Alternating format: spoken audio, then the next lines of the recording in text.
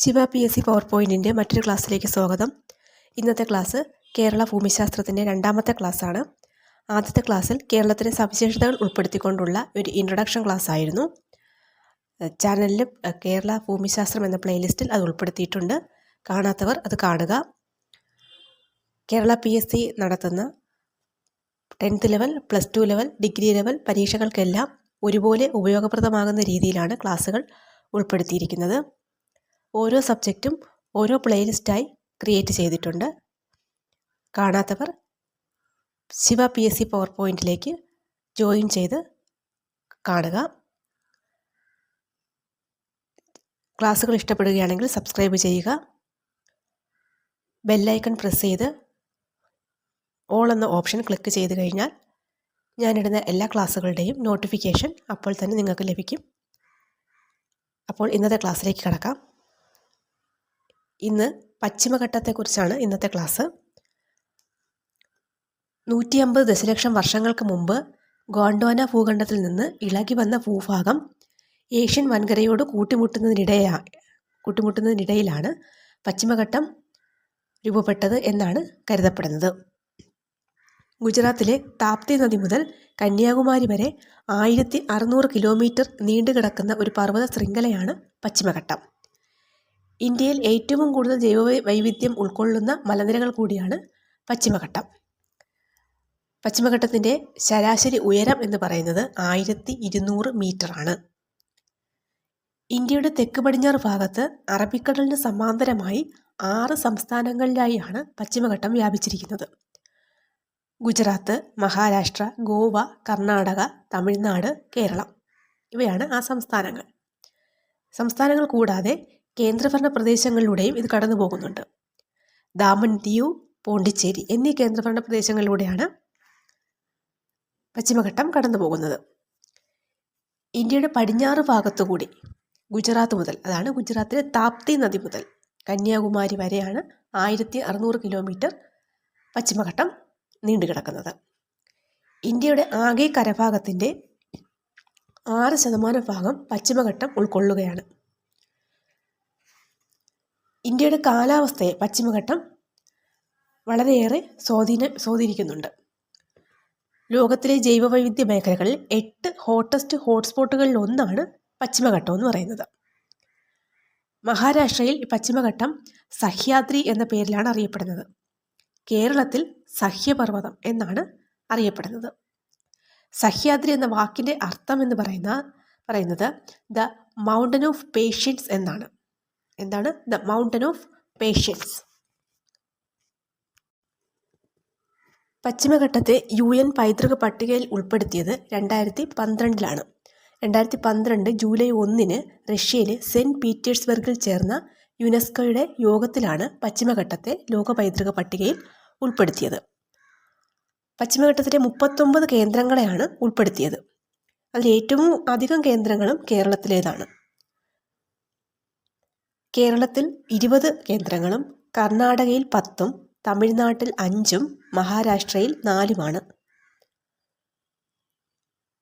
ഏറ്റവും അധികം കേന്ദ്രങ്ങൾ കേരളത്തിലാണ്. 20 കേന്ദ്രങ്ങളെയാണ് ഉൾപ്പെടുത്തിയത്.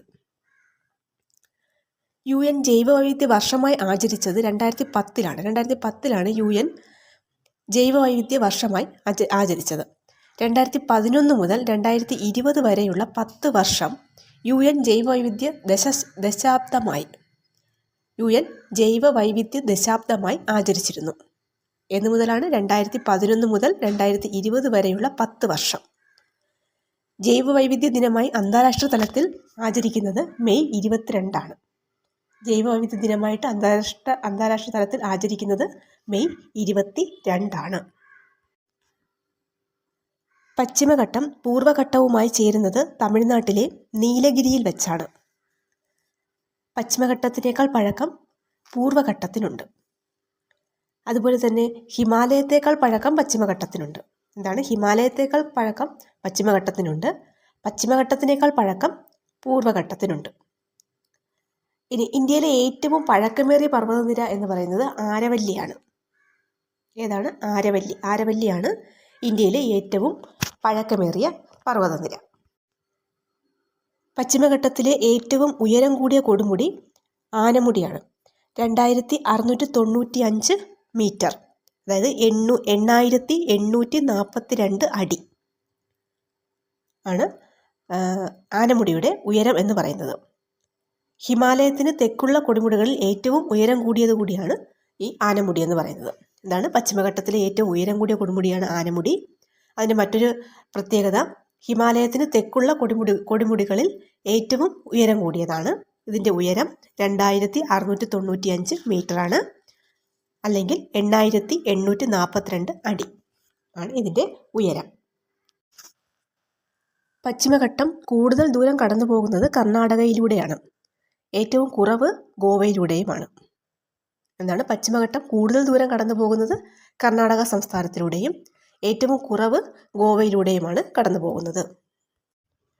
പശ്ചിമഘട്ടത്തിലെ ഏറ്റവും വലിയ വിടവാണ് പാലക്കാട് ചുരം.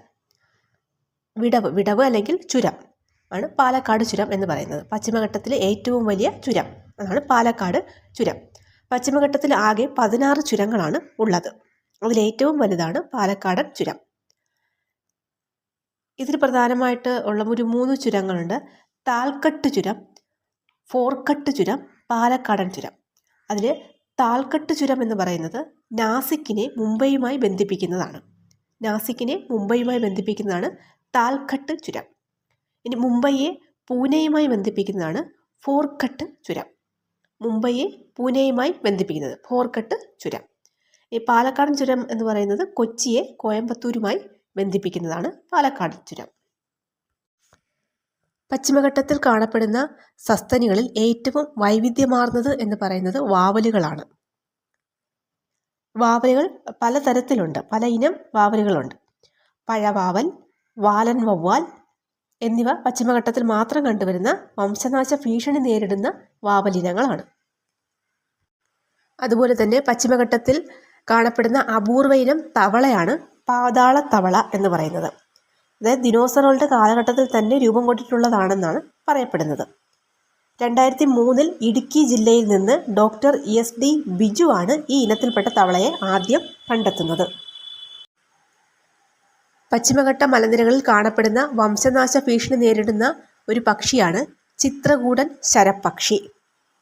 വയനാട്ടിലെ പക്ഷിപാതാളത്തിലും ചെന്തുരുണി വന്യജീവി സങ്കേതത്തിലും മാത്രം കണ്ടുവരുന്ന വംശനാശ ഭീഷണി നേരിടുന്ന പക്ഷി കൂടിയാണ് ചിത്രകൂടൻ ശരപ്പക്ഷി. ഈ ചിത്രകൂടൻ ശരപ്പക്ഷികൾക്കൊരു പ്രത്യേകതയുണ്ട്. ഇവ കൂട് നിർമ്മിക്കുന്നത് അതിൻ്റെ ഉമിനീര് കൊണ്ടാണ്. ഇവ കൂട് നിർമ്മിക്കുന്നത് വലിയ അളവിൽ ഉമിനീർ ഉൽപ്പാദിപ്പിക്കുന്നതിനുള്ളൊരു പ്രത്യേക തരത്തിലുള്ള ഉമിനീർ ഗ്രന്ഥി ആണ് ഈ ചിത്രകൂടൻ ശരപ്പക്ഷികളുടെ പ്രത്യേകത എന്ന് പറയുന്നത്. ഇത് വലിയ വലിപ്പമുള്ള പക്ഷികളൊന്നുമല്ല, ഇതൊരു കുഞ്ഞൻ പക്ഷികളാണ്. ഇത്തിരി കുഞ്ഞൻ പക്ഷികളെന്നാണ് അറിയപ്പെടുന്നത്. എന്നാണ് ചിത്രകൂടൻ ശരപ്പക്ഷികളുടെ പ്രത്യേകത. എന്താണ് അത് കൂട് നിർമ്മിക്കുന്നത്?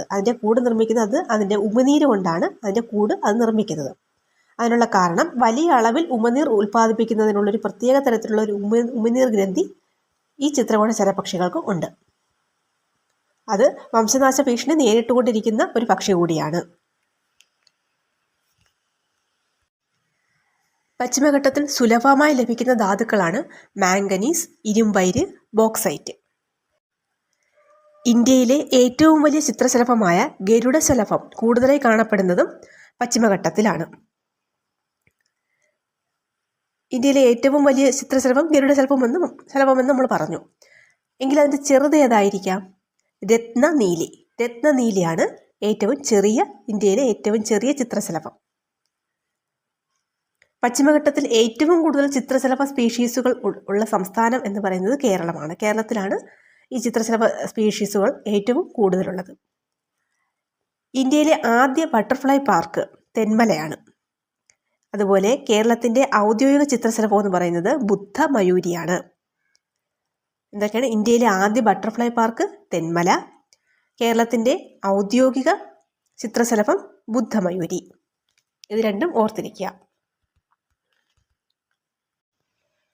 അതുപോലെ തന്നെ പശ്ചിമഘട്ടത്തിലെ റാണി എന്നറിയപ്പെടുന്നത് നീലക്കുറിഞ്ഞിയാണ്. നീലക്കുറിഞ്ഞിയുടെ പ്രത്യേകത എന്താണ്? അത് 12 വർഷത്തിലൊരിക്കലാണ് പുഷ്പിക്കുന്നത്. അതാണ് നീലക്കുറിഞ്ഞിയുടെ പ്രത്യേകത. ഇതിൻ്റെ ശാസ്ത്രീയ നാമം സ്ട്രോബിലാന്തസ് കുന്തിയാന എന്നാണ് നീലക്കുറിഞ്ഞിയുടെ ശാസ്ത്രീയ നാമം. പശ്ചിമഘട്ടത്തിലെ റാണി എന്നാണ് നീലക്കുറിഞ്ഞിയെ അറിയപ്പെടുന്നത്.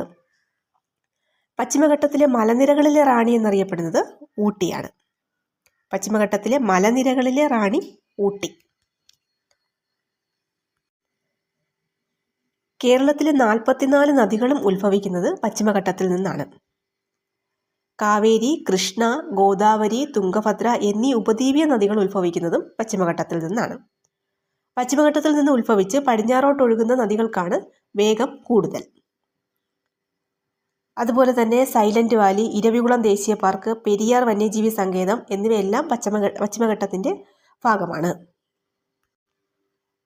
പശ്ചിമഘട്ടം എന്ന് പറയുമ്പോൾ തന്നെ നമുക്ക് ഓർത്തിരിക്കാനുള്ള മറ്റൊരു കാര്യമുണ്ട്. നമ്മുടെ ഒരു മലയാള സാഹിത്യകാരൻ വൈലോപ്പിള്ളി ശ്രീധരമേനോൻ, അദ്ദേഹം രചിച്ചൊരു കവിതയുണ്ട്, സഹ്യൻ്റെ മകൻ. അത് ഓർത്തിരിക്കേണ്ട ഒരു കാര്യമാണ്. സഹ്യൻ്റെ മകൻ എന്ന കവിത രചിച്ചത് വൈലോപ്പിള്ളി ശ്രീധരമേനോനാണ്. അദ്ദേഹത്തിൻ്റെ ഈ കവിതയിൽ അദ്ദേഹം പറയുന്നത്, സഹ്യപർവ്വത സാനുക്കളിൽ സ്വാതന്ത്ര്യത്തോടെ കഴിഞ്ഞിരുന്ന ഒരു ആനയെ അത് പിന്നീട് അമ്പലത്തിൽ തിടമ്പെടുക്കാനായിട്ട് ഉപയോഗിക്കുന്നു. ആ അമ്പലത്തെ തിടമ്പെടുക്കാനായി നെറ്റിപ്പട്ടമൊക്കെ കെട്ടി നിൽക്കുമ്പം ആന ചിന്തിക്കുന്നത് എന്താണ്? താൻ ആ സഹ്യപർവ്വതത്തിൽ അനുഭവിച്ച ആ സ്വതന്ത്ര ജീവിതത്തെക്കുറിച്ചുള്ള ആ ഒരു കാര്യങ്ങളൊക്കെയാണ് ആനയുടെ ചിന്തയിൽ വരുന്നത്. അത് വളരെ ആ സ്വതന്ത്ര ജീവിതത്തെക്കുറിച്ച് വളരെ മനോഹരമായിട്ടും വളരെയധികം ഹൃദയസ്പർശമായ രീതിയിലുമൊക്കെയാണ് വൈലോപ്പിള്ളി ഈ കവിതയിൽ വിവരിച്ചിരിക്കുന്നത്. അതുപോലെ മറ്റൊരു പ്രത്യേകതയാണ്, പശ്ചിമഘട്ടത്തിലുള്ള അപൂർവ ഇനമായ നക്ഷത്ര ആമകൾക്ക് പ്രസിദ്ധമായ വന്യജീവി സങ്കേതമാണ് ചിന്നാർ വന്യജീവി സങ്കേതം. ഇനി പശ്ചിമഘട്ടവുമായി ബന്ധപ്പെട്ട് നമുക്ക് ഓർത്തിരിക്കേണ്ട 3 കാര്യങ്ങളാണ് മാധവ് ഗാഡ്ഗിൽ, കസ്തൂരി രംഗൻ, ഉമ്മൻ വി ഉമ്മൻ കമ്മിറ്റി. ഇത് 3ഉം എന്താണ് എന്ന് നോക്കാം. മാധവ് ഗാഡ്ഗിൽ, അതായത് പശ്ചിമഘട്ടത്തിൻ്റെ സംരക്ഷണത്തെക്കുറിച്ച് പഠിച്ച് റിപ്പോർട്ട് നൽകുന്നതിന് 2010 കേന്ദ്ര വനം പരിസ്ഥിതി മന്ത്രാലയം നിയമിച്ച കമ്മിറ്റിയുടെ തലവനാണ് മാധവ് ഗാഡ്ഗിൽ. എന്താണ്? പശ്ചിമഘട്ടത്തിൻ്റെ സംരക്ഷണത്തെക്കുറിച്ച് പഠിച്ച് റിപ്പോർട്ട് നൽകുന്നതിന് 2010 കേന്ദ്ര വനം പരിസ്ഥിതി മന്ത്രാലയം നിയമിച്ച കമ്മിറ്റിയുടെ തലവൻ. അടുത്തത് കസ്തൂരി രംഗൻ, അതായത് മാധവ് ഗാഡ്ഗിൽ കമ്മിറ്റി റിപ്പോർട്ടിനെ കുറിച്ച് പഠിക്കുന്നതിന് കേന്ദ്ര വനം പരിസ്ഥിതി വകുപ്പ് 2012 നിയോഗിച്ച കമ്മിറ്റിയുടെ തലവനാണ് കസ്തൂരി രംഗൻ. അതായത് നമ്മൾ മാധവ് ഗാഡ്ഗിൽ എന്താണെന്ന് പറഞ്ഞു. ഈ മാധവ് ഗാഡ്ഗിൽ കമ്മിറ്റി റിപ്പോർട്ടിനെ അതിനെക്കുറിച്ച് പഠിക്കുന്നതിന് കേന്ദ്ര വനം പരിസ്ഥിതി വകുപ്പ് 2012 നിയോഗിച്ച കമ്മിറ്റിയുടെ തലവനാണ് കസ്തൂരി രംഗൻ. ഇനി അടുത്തത് ഉമ്മൻ വി ഉമ്മൻ കമ്മിറ്റി. അതെന്ന് പറയുന്നത് പശ്ചിമഘട്ടത്തെക്കുറിച്ച് പഠിക്കുന്നതിന് കേരള ഗവൺമെൻറ് നിയോഗിച്ച കമ്മിറ്റിയാണ്. പശ്ചിമഘട്ടത്തെക്കുറിച്ച് പഠിക്കുന്നതിന് കേരള ഗവൺമെൻറ് നിയോഗിച്ച കമ്മിറ്റിയാണ് ഉമ്മൻ വി ഉമ്മൻ കമ്മിറ്റി. അപ്പോൾ ഇതാണ് ഇന്നത്തെ ക്ലാസ്. പശ്ചിമഘട്ടത്തെക്കുറിച്ച് അത്യാവശ്യം വേണ്ട കാര്യങ്ങളെല്ലാം ഉൾപ്പെടുത്തിയിട്ടുണ്ട്. ഇതിൻ്റെ നോട്ടുകൾ ടെലഗ്രാം ഗ്രൂപ്പിൽ ഉൾപ്പെടുത്തുന്നതായിരിക്കും. ടെലഗ്രാം ഗ്രൂപ്പിൻ്റെ ലിങ്ക് ഡിസ്ക്രിപ്ഷൻ ബോക്സിൽ കൊടുത്തിട്ടുണ്ട്. ക്ലാസ്സുകൾ തുടർച്ചയായി തന്നെ കാണുക. എല്ലാ ക്ലാസ്സുകളും പ്ലേലിസ്റ്റിൽ ഉൾപ്പെടുത്തിയിട്ടുണ്ട്. ഓരോ സബ്ജക്റ്റും ഓരോ പ്ലേലിസ്റ്റായിട്ടാണ് ഉൾപ്പെടുത്തിയിരിക്കുന്നത്. അപ്പോൾ നിങ്ങൾക്ക് സൗകര്യമായിട്ട് കണ്ട് പഠിക്കുന്നതിന് വളരെയധികം ഫലപ്രദമായ രീതിയിലാണ് എല്ലാം ഉൾപ്പെടുത്തിയിരിക്കുന്നത്. ഒരുപാട് കാര്യങ്ങളൊന്നും ഉൾപ്പെടുത്തിയിട്ടില്ല. അത്യാവശ്യം വേണ്ട കാര്യങ്ങൾ മാത്രമേ ഉൾപ്പെടുത്തിയിട്ടുള്ളൂ. അതും ഒരുപാട് സമയമെടുക്കുന്നില്ല. ചെറിയ വീഡിയോ, ചെറിയ ടോപ്പിക്കുകൾ ചെറിയ സമയത്തിനുള്ളിൽ തീർത്തുകൊണ്ടുള്ള ഒരു ക്ലാസ്സുകളാണ് ഞാൻ ഇടുന്നത്. ഒരുപാട് സമയമൊന്നും ചിലവഴിക്കുന്നില്ല. കുറച്ച് സമയം കൊണ്ട് നമുക്ക് അത്യാവശ്യം വേണ്ട കാര്യങ്ങളെല്ലാം ഓരോ ടോപ്പിക്കായിട്ട് ഉൾപ്പെടുത്തിയാണ് ക്ലാസ്സുകൾ ഇട്ടിരിക്കുന്നത്. അപ്പം എല്ലാവരും ഇത് വളരെയധികം ഫലപ്രദമായി ഉപയോഗിക്കുക. നിങ്ങൾക്ക് ഇഷ്ടപ്പെടുകയാണെങ്കിൽ നിങ്ങളുടെ കൂട്ടുകാർക്ക് ഇത് ഷെയർ ചെയ്ത് കൊടുക്കുക. ഓക്കെ, നമുക്കിനി അടുത്തൊരു ക്ലാസ്സിൽ കാണാം. Okay, thank you.